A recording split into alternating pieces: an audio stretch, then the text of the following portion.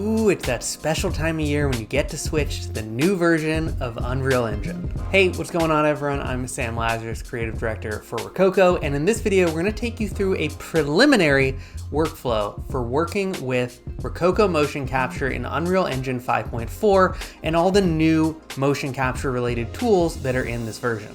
Specifically, we're going to take a look at automatic retargeting, generating automatic IK rigs, and also IK retargeters, as well as looking at modular control rigs. And we're going to do this both for a generic character and for a metahuman. I will also say in this video, we're just covering retargeting, not live streaming for things like VTubing. If you do want to do live streaming, our plugin still has to hit the marketplace for Unreal 5.4, but you can go to our GitHub and kind of jury rig it together if you want to try that. We'll have a video coming out about live streaming in Unreal 5.4 soon, but for now, 5.3 is kind of the best place to do that reliably. Also, our current workflows for Unreal 5.3 and below, our retargeting workflows are really solid. Those workflows still work in 5.4, they're just not using the new tools that are in 5.4. So all that to say, you can still use our old workflows. They're up on our YouTube channel. Go check those out. They're very comprehensive if you aren't ready to jump into 5.4 yet. And as I said, this is a preliminary workflow, and that's because this is a brand new version of Unreal. There's still some kinks that need to get worked out, both on our side and on the Unreal side. So use this for now, but we will update this tutorial when we have a better, more permanent workflow for using Rokoko Mocap in 5.4. With that being said, let's jump into it. Okay, so here I am in Rokoko Studio, and I already have a clip that I recorded previously, and it happens to include face capture because I want to go through face capture a little bit in this video, but this same workflow will work if you don't have face capture at all. To export this clip out for Unreal Engine, we're going to go to Export, and we're going to toggle body mesh, which we always need to do for Unreal. We're also going to toggle face just because, again, this clip happens to have face capture. And here we get to presets. So as I said at the beginning of the video, we are not going to be exporting using the Unreal Engine 4 or Unreal Engine 5 presets, which I know is confusing, but it's just because this is a brand new version and our old workflows for 5.3 and below, or for 5.4, if you want to use that old workflow, can use these skeletons. For the new tools in Unreal 5.4, we're going to use either the Mixamo, Human IK, or iClone skeleton. So in our case, we're going to use Mixamo. I'm going to come down and adjust the frame rate, which you can do if you want, and then hit Export Clips. Here I am in a new Unreal project, and I've already actually imported two characters into this project for us to retarget onto. One of them, this one, is just a character from the Epic Marketplace. It uses an Unreal Engine skeleton, so this character should play very well with this whole new workflow because it's from Epic and it's from Unreal. And I've also gone and grabbed a metahuman, and the metahuman workflow is a little bit different, so we'll be taking a peek at that at the end of this video. But in the meantime, we are going to retarget our mocap onto this character. So the way that we're going to do that, so I'll go back to my main menu. I've just created a folder called Rokoko Mocap. I'll enter that, go add, import to game, and then we will go find the motion capture that we exported from Rokoko Studio. In this case, you can see it says Mixamo on the end. That's because we used a Mixamo skeleton when we exported. So I'm going to select this mocap, hit open, and I want to do a couple things when we're importing our motion capture. We could also batch import multiple animations just by selecting all of them and hitting import. First, we want to make sure import mesh is checked on. Then under advanced, we want to make sure to import morph targets. These are the facial motion capture blend shapes from Rokoko Studio. So if you have facial motion capture, make sure that this is on. And finally, of course, we want to make sure import animations is on. And after we've done that, we can click import all. We'll get some errors, but that's fine. Nothing to be worried about. And right here we have our animation. You can see it says anim.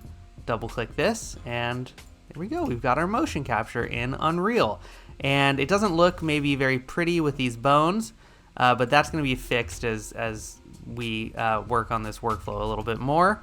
But we've got our facial motion capture. Everything looks great. So how do we get this onto our characters? The new workflow in Unreal Engine 5.4 is we are going to go find our animation right here, right click it, and go to retarget animations. And we'll get this little pop-up window. And you can see in source, we already have our animation loaded in. But under target, we need to go and find where we want to retarget this animation to. So in this case, I know that I want to retarget onto this character right here. And once it's loaded in, we can double click our animation and make sure that everything is coming across good. And you can see that even the facial motion capture will be visible in this little dialog window, just to check it before you proceed. So this is all working. This looks great. And now we have two options. We can export retarget assets or export animations. And we're going to start with export animations, and then I'll show you what this option does as well. But let's hit export animations. I'll export it to my main level. And what do you know? It exported the animations just as we thought it might. So you can see we have all of our facial motion capture as well. It's all baked to our character. And this looks great. If we wanted to add this to our character, we could go add our character to our scene. In this case, it's right here. Then we could go create a new level sequence, call it Mocap Anim. We would then add our mesh here to sequencer. And under animation, if we hit plus, we can go and find that animation that we exported, full performance cap right here. Double click it and it will expand the timeline out so we can change the out point. And if we hit play, look at this. All looks good. Control and L, and we can change the direction of our light. And this looks really great. And if we want our physics to be running in sequencer as well, we can select our character, go to physics, and just check this on and off, and then we'll actually get some physics on our character. It might not work for every character that way. Okay, so that is our animation onto a character, and we've saved a bunch of time with the new automatic retargeting by doing it this way. However, remember those other options we had? If we go back to our motion capture and do the same thing, right click, retarget animations, add our mesh here. So the other option is export retarget assets. And let's go ahead and do this, hit export to the main level. And we get 3 assets from that when we do it.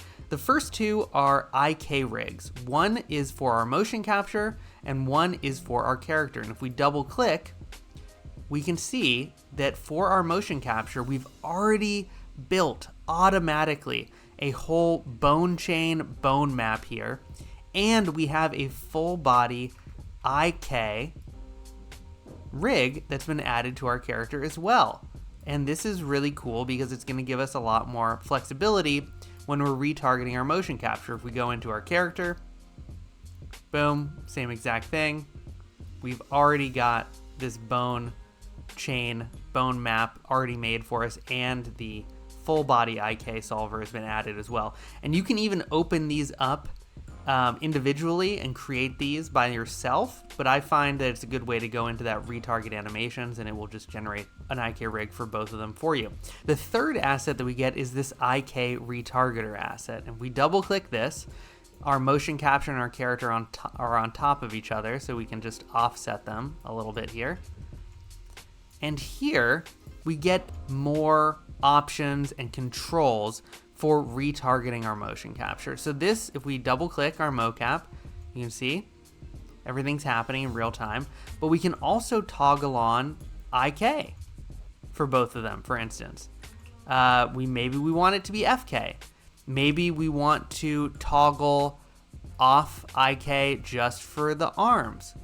We could select an arm, left arm, right arm, and toggle on or off IK. So I'm not going to go through every feature of the IK retargeter, but this is just a good place to do more tweaking if you want. Let's say you had, for instance, a character with a really round belly and you were going to get clipping from the arms.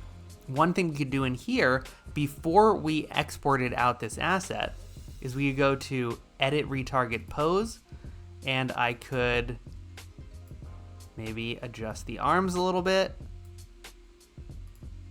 And now our arms are a little bit further away from our body. So we just have a lot more that we can do in this screen as opposed to just exporting out the animations and being done with it.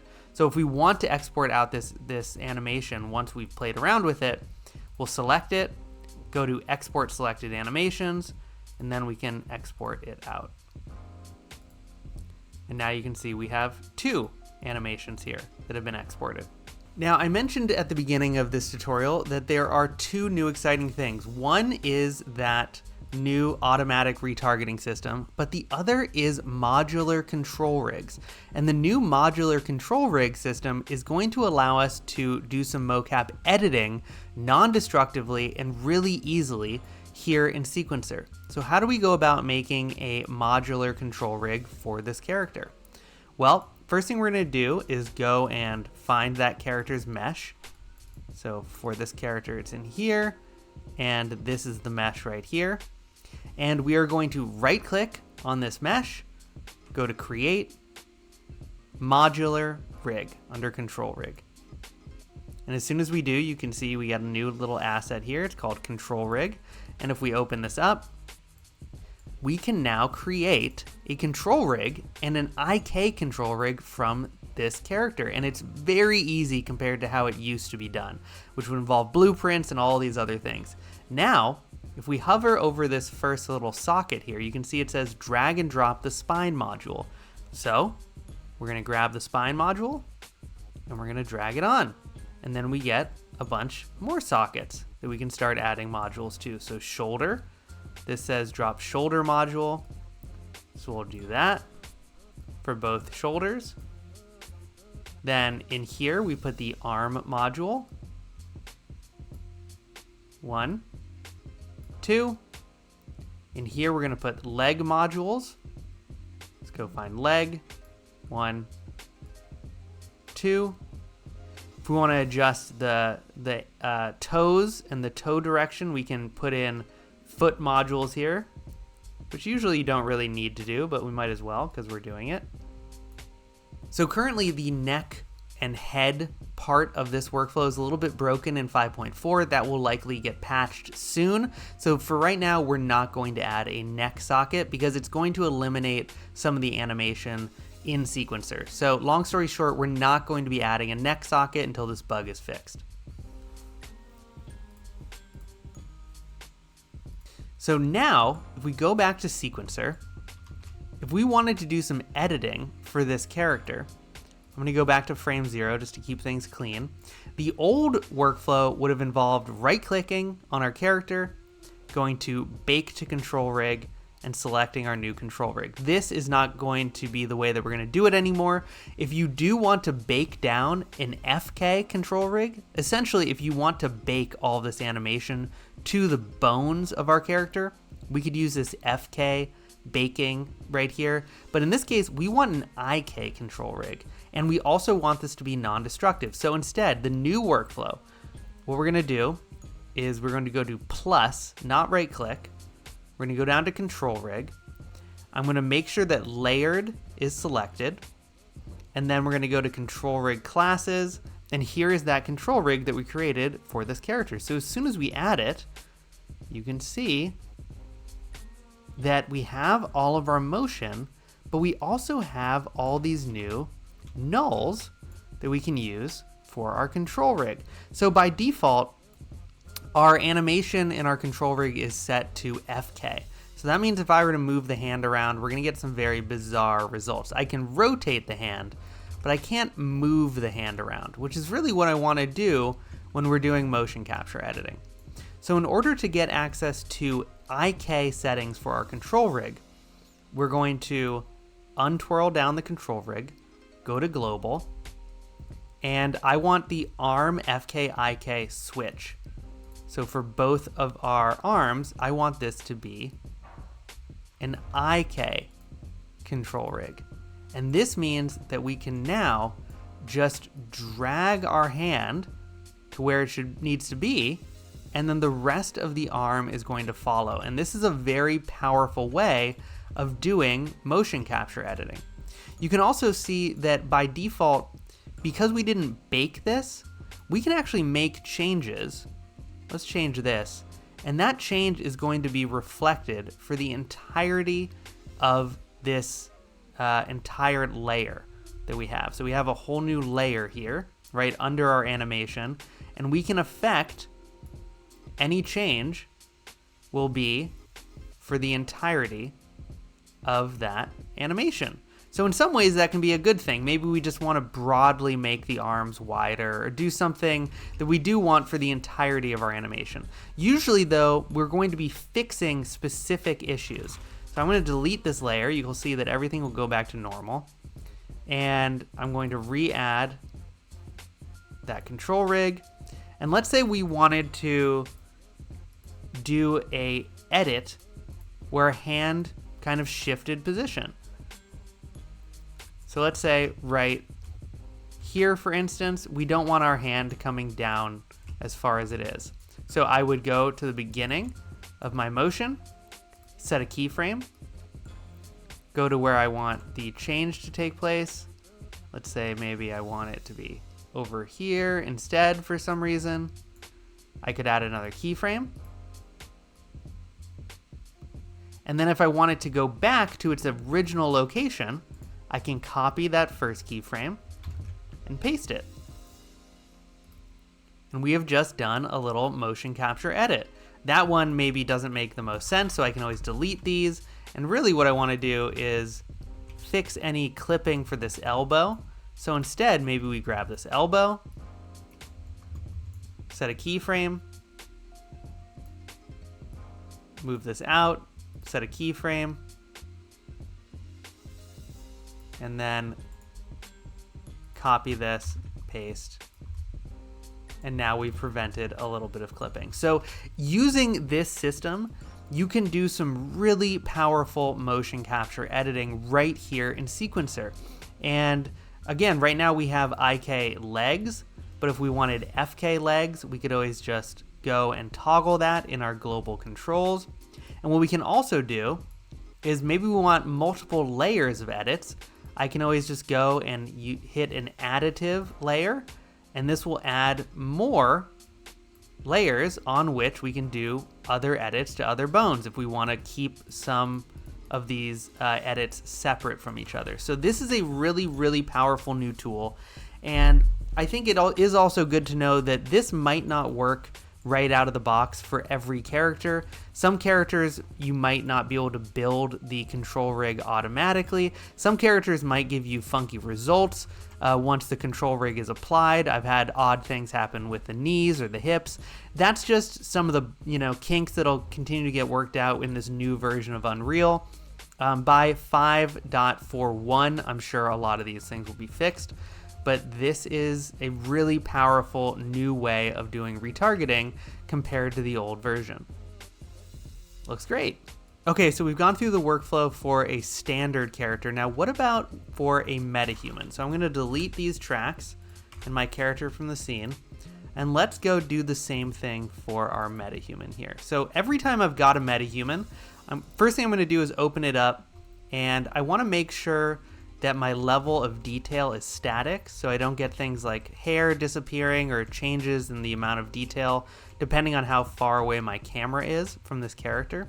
So I'm going to go to LOD sync, change forced LOD to 0, that's the highest level of detail, and now we'll just be persistent. -1 is a dynamic level of detail that changes depending on how far away the character or the camera is from your character. So metahumans are split into all these different meshes, right? And so for retargeting, what we want to focus on is this body mesh right here. And we can find the body mesh by clicking it in our global metahuman blueprint. And right here you can see it says medium, male, medium, normal body. And if we double click this, it will actually bring up that Metahuman's body asset here, which looks a little bit funky, but that's gonna be okay for our purposes. So, in order to retarget onto our Metahuman, we're gonna go back to our motion capture. We're going to right click on that motion capture. We're going to go to retarget animations, same as before. And this time though, I'm going to type in M medium, and I wanna go find that body asset here. So I'll load that in. You can see it looks really funky. And even though you can't see it, the facial motion capture is also being included on this take. But you know, everything looks good. So let's just trust that the system works. I'm not going to export the assets because I just need the animation. But if you wanted to, of course, you could export the retarget assets and get all of those IK retargeters and everything like that that it produces. But we just want the animation for this. So I'm going to export this out, and here we have our animation. And if we double click, you can see that we have a little bit better representation of what our character looks like. And of course, the facial motion capture isn't coming through, but it is on this animation. We can see it right here. It's just not being reflected in real time. So when we load this into Sequencer, we'll see that facial mocap. So let's just do that. I'm gonna add my Metahuman to my scene. Let it load up here. Then we are going to go back into Sequencer. I'm going to add my Metahuman to Sequencer. When I do that, it's going to automatically load in the control rigs for both the face and the body. We do not want the body control rig to be added, so I'm gonna delete that, but I'm gonna leave the face control rig because we might wanna play with that and it doesn't actually interrupt anything. So in order to add our motion capture, remember we've already exported out our animation. So now we just need to go and find it, performance, and here it is. Add it to our Metahuman, and there we go. Everything is working right out of the box. We've got our animation retargeted to our Metahuman, as well as the facial motion capture. So this is great, but what if we want to do some mocap editing on our Metahuman as well? Well, the Metahumans actually come with their own control rig already. So in order to add that control rig, we're going to go back to frame 0, and I'm going to go to body, hit plus, control rig, make sure that layered is selected again, and then under control rig classes, by default, we'll have this Metahuman control rig option. So if I add that in, it's going to add in the Metahuman control rig, and everything again will be working just great. And similar to our other modular control rig we made, by default, this is going to be in FK, so we can't move the hands around. We can rotate them if we wanted to do our editing this way. We could by rotating each limb, but we don't. We want that beautiful IK system. So how do we get that?